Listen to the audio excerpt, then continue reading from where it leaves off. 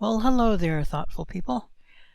Today is election day, and there's a lot of stuff going on, and my guides wanted me to share some particular perspectives with you about the vote counts and the smokescreen of outcry that's going to be put up by the GOP by the end of the day and in the days to come. We want to know the winner on election night. We don't want to be counting for 10 days. Will you accept the results of your election in November?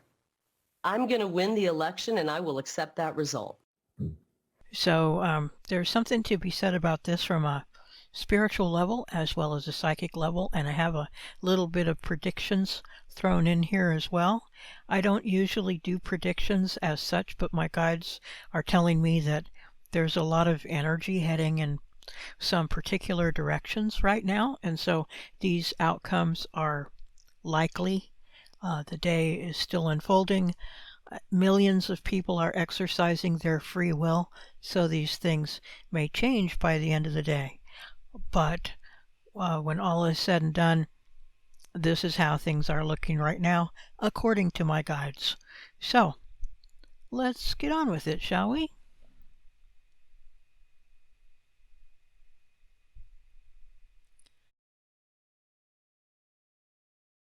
The first thing they want me to share with you is that all of this business today that you're going to hear about some voter intimidation.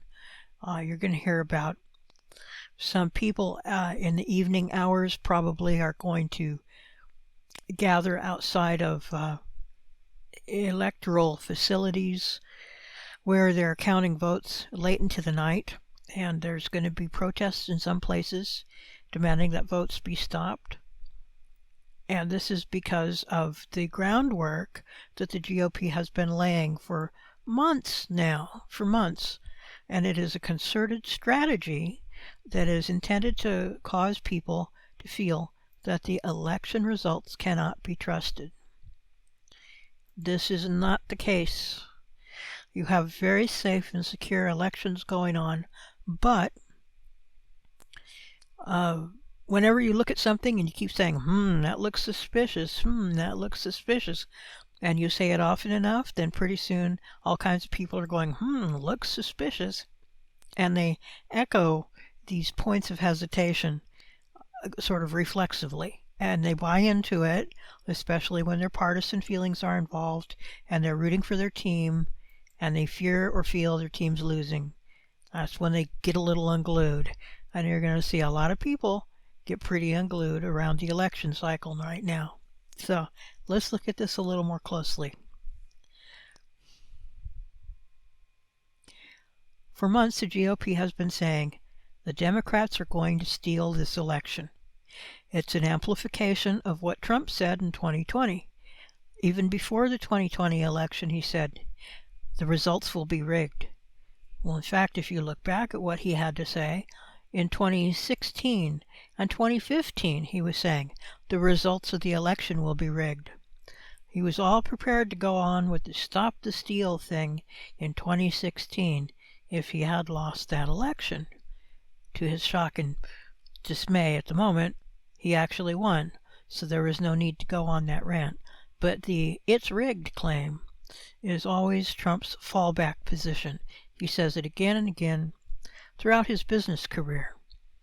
I'll do a video about that later because it's kind of interesting what the track record of that is and the impact on people around him. But for today, what matters is that the GOP has cultivated this strategy of saying, oh no, there's no legitimate win by Democrats.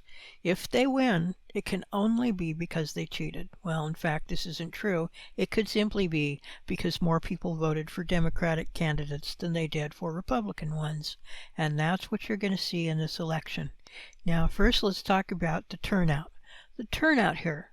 The turnout is going to be fabulous and much larger than they expected for Democrats. Now, part of this is because the polls are wrong. The people who get polled tend to be those who answer landline telephones. Some of you probably don't even know what a landline is. You've never used one in your entire life. Or you old Crispies remember them, and you cut that cord a long time ago. But in any case, polling as it is practiced today is set up along kind of an older line of model. They look at a certain population age frame and people that answer the phone and are willing to talk to a random stranger. This has skewed the results considerably. One big thing that they overlooked is the youth turnout. Traditional wisdom says young people don't come out to vote. This year it's different for a lot of important sociological reasons.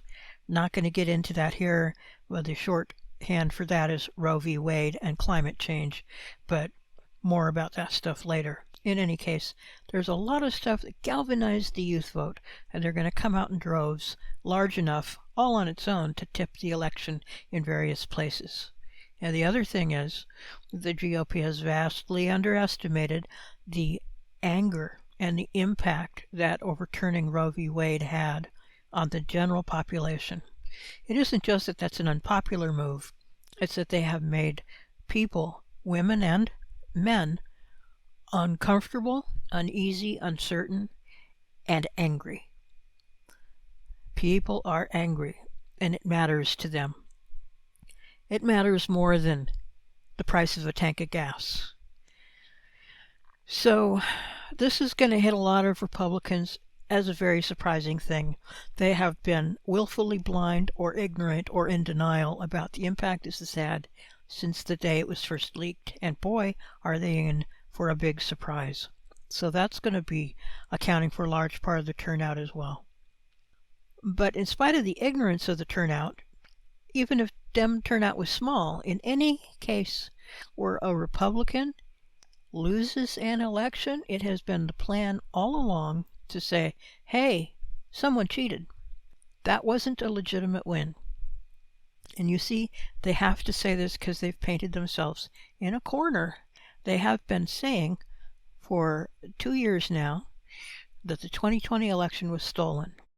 And every Republican who's up for office, or everyone that is MAGA aligned, is saying the election was stolen, and I'm sure that there will be some kind of fraud or shenanigans in my own election, and I don't trust the outcome. Of course, they'll trust it if they win, but not if a Democrat wins.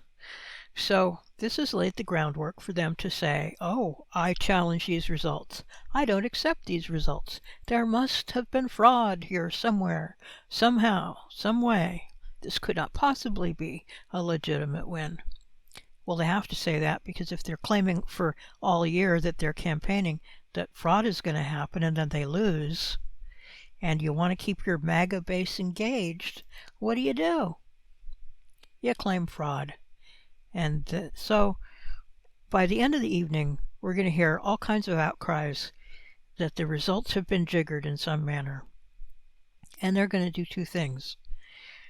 First, they're going to demand that the vote be stopped. We want to know the winner on election night. We don't want to be counting for 10 days.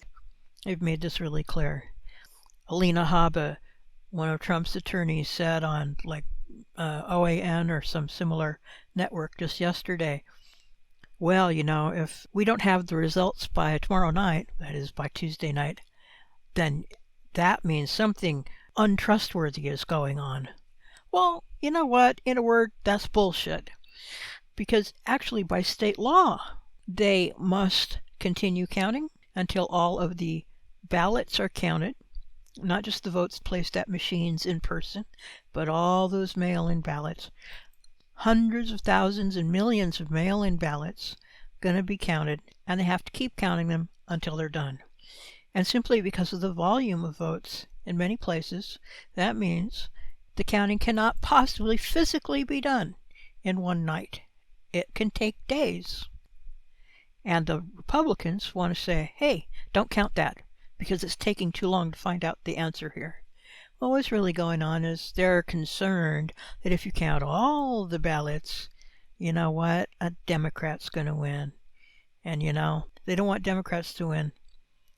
In fact, they're willing to prevent Democrats from winning with all kinds of shenanigans of their own. So the other thing that you're going to see here is a flurry of lawsuits. Lawsuits challenging the vote in all kinds of places on all kinds of grounds. The most common charge is going to be procedural grounds. They're going to say, you counted votes that didn't have a date on the ballot mailer on the envelope. Or you set these aside because of some imperfections that the voter could cure, and it's taking too long for them to remedy that, so you can't count those ballots. You have to put them aside and just not count them at all. In fact, they have already tried to make these claims in court, and these have already been denied by judges in several cases up to and through the 7th of November, and several cases more are going to be decided today on the 8th of November, which is voting day itself. So they're trying on procedural grounds to stop the vote, to curtail the vote, to get ballots ignored and cast out and put aside, even before they know how the outcome may actually turn out. So procedural grounds are easy to do because you can prepare that in advance and invent whatever kind of argument you think might carry the day with a judge. And there you have it. Now the other thing that's going to happen is when they've exhausted these procedural demands and the actual results start to come in, then Republicans are going to claim that there's fraud. They're going to allege ballot box stuffing. They're going to say voting machines were rigged or votes were flipped. And they're going to go through the same litany of claims that they went through in the 2020 election. This time they're fueled by some things like that odious propaganda movie, 2000 Mules, Dinesh D'Souza's brainchild, which has been soundly debunked. It makes them look with suspicion upon anyone that comes up to a drop box and puts in a handful of ballots. It is legal in most or all states to drop off multiple ballots if you are bringing those from members of your family or your household or someone you're a caretaker for or someone who can't get out of the place where they are located, like someone who's bedbound in a nursing home. It's legitimate to collect those ballots and for one person to take them, put them in a drop box. So it is not unusual to see people going to drop boxes with more than one ballot in hand. But they're going to raise a big old stink about this again, yet again, and claim that thousands and thousands of fraudulent ballots have been deposited in drop boxes. That's simply not true. Did you know that when you receive a ballot, it doesn't have your name on it? And in many states, the envelope itself will not have your name on it beyond your whatever signature you personally put on that ballot envelope. But you know what? That doesn't mean that when your ballot lands in their office, there's no way to trace it back to the voter. In fact, on your ballot, there's a barcode, and also in the bottom in the corner, some corner of it is usually marked in also. Little bubbles are pre-filled in an area marked, for office use only. These are unique identifiers that identify that ballot as belonging to you. It's anonymized, doesn't have your name attached, but it's a number code essentially that identifies you in the valid voter database. So that's how they know that you cast a valid vote, and that's how they track what happened to your ballot when it hits their offices. That's why someone can't just shovel in fake ballots and have them be counted, because they get burped up by the system immediately. It says there is no voter in our database who's attached to this ballot. So it's real simple. It's a stop. It puts an immediate halt to the processing of fraudulent ballots, because a fraudulent ballot is not attached to a legitimate voter. Our system is real safe, it's real secure. But the bottom line here is that Republicans don't want to lose. They have spent a lot of time demonizing Democrats. You've probably heard this if you've been paying any attention at all. Democrats are demons, literally called demons, and devils, and communists and Marxists, and out to destroy America. No Democrat is out for the good of the country. There's a swath of the country that has heard nothing but a drumbeat of villainization that Democrats are evil and Democrats are pedophiles and Democrats are out to destroy the country and Democrats are coming after you to do bad things to you. And boy, you don't want that to happen now, do you? And so, the ends justifies the means. Many Republicans are willing to cheat and to lie because they will want to win at any cost.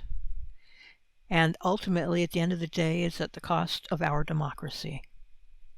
You don't run a democracy by villainizing your neighbor, by inventing bullshit about what your neighbor is up to, and using that to justify how you go beat up your neighbor over what you claim they are doing, that they are not in fact doing.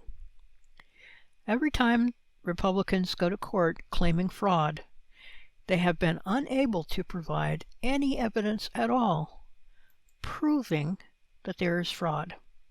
No actual fraudulent ballots.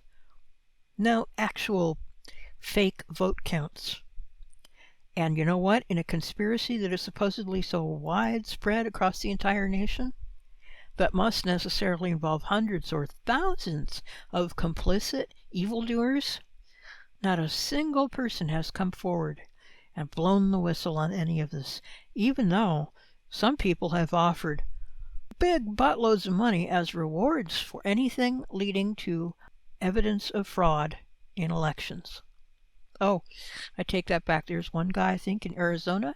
He got paid $25,000 for providing evidence of fraud to a Republican who voted twice. So it also seems like a whole lot of the actual fraud that is being caught, small and occasional though it is generally on the part of Republicans who like to vote on behalf of dead relatives and twice for themselves and their separated spouse living in another state, because they just really want to win at any cost. The ends justifies the means. That's not a democracy.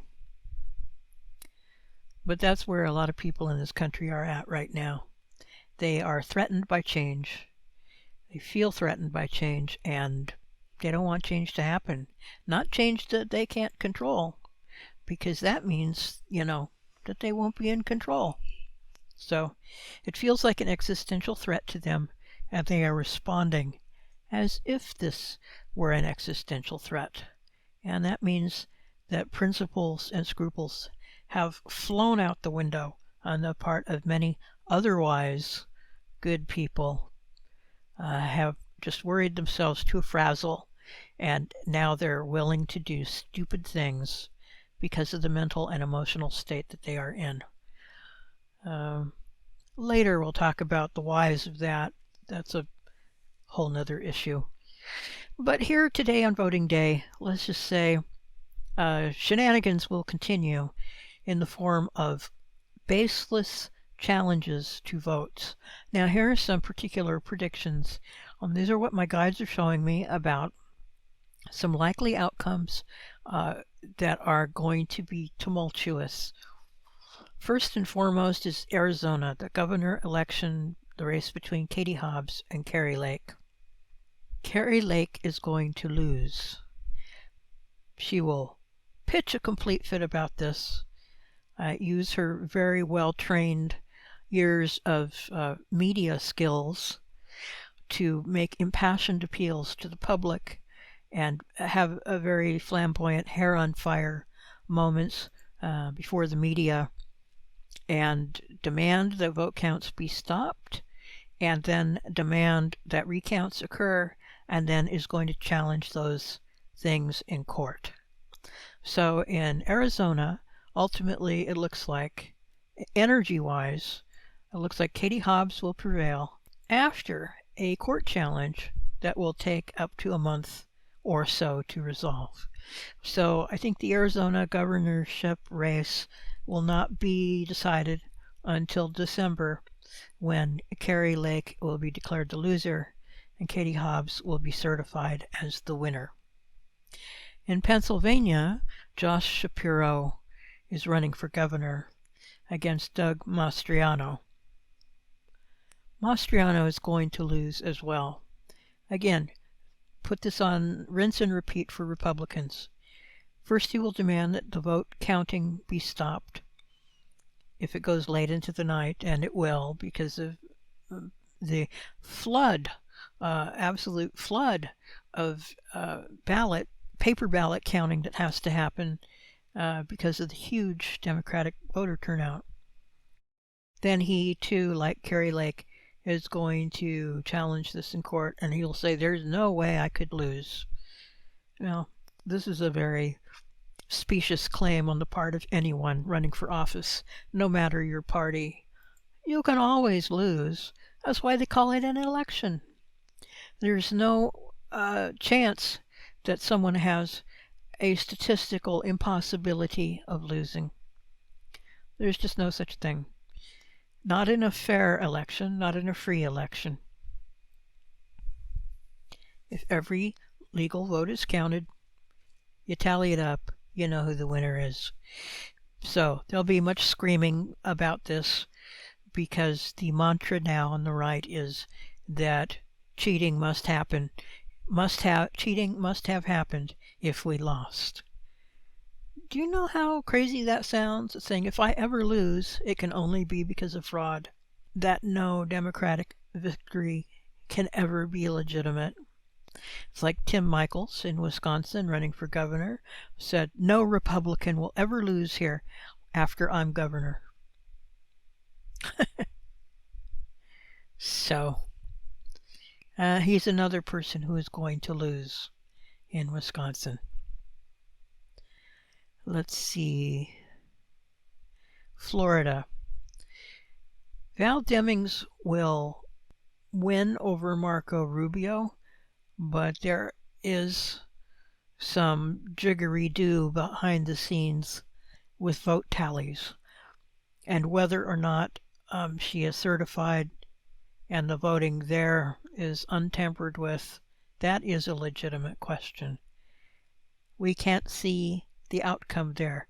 The odds are in her favor, but the actual outcome is unclear.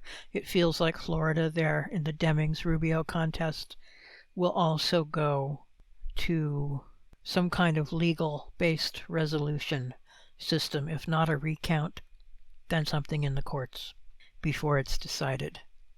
Same thing in Georgia. Stacey Abrams against Brian Kemp is going to be another recount or court-resolved contest. What's her name in Nevada? Cortez Masto? Masto Cortez? I get the name confused. She's going to win her election. Lots of screaming on the right about that. It also will be challenged.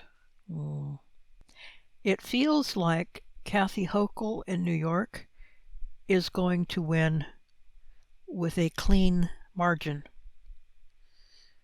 So there will not be actual challenges that tie things up for an extended period of time. There will be screaming. I would say for every loss from a MAGA-aligned Republican, in every case, the Republican will claim fraud. In every case, they will scream bloody murder about it to the media. In most cases, there will be demands for recount, possibly court challenges. They have an apparatus of attorneys standing by, ready to leap into the fray with already written legal briefs to jam up the courts and push this fraud narrative in a systemic way across the country.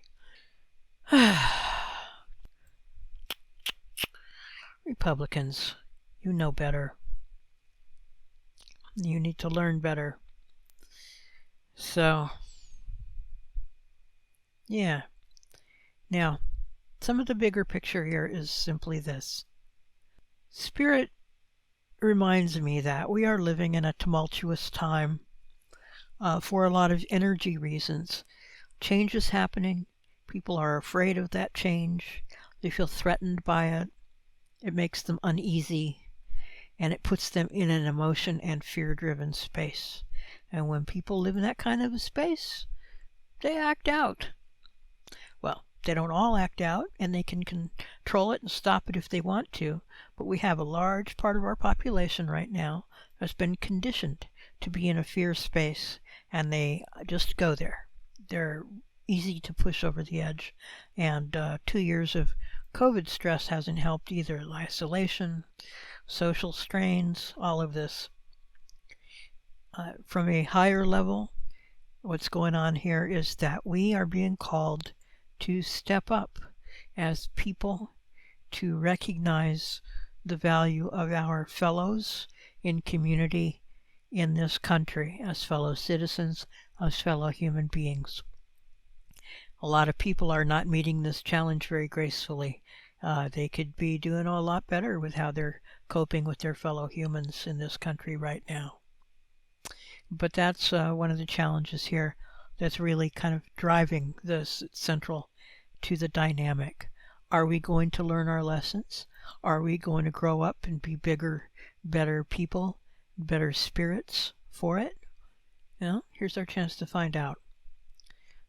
Do we want to go down a path of hate and fear and violence and winning at any cost? Or would we rather do something that's cooperative and loving and caring, and at least listens to all the concerned voices, including those who are in disagreement with what we desire to have happen?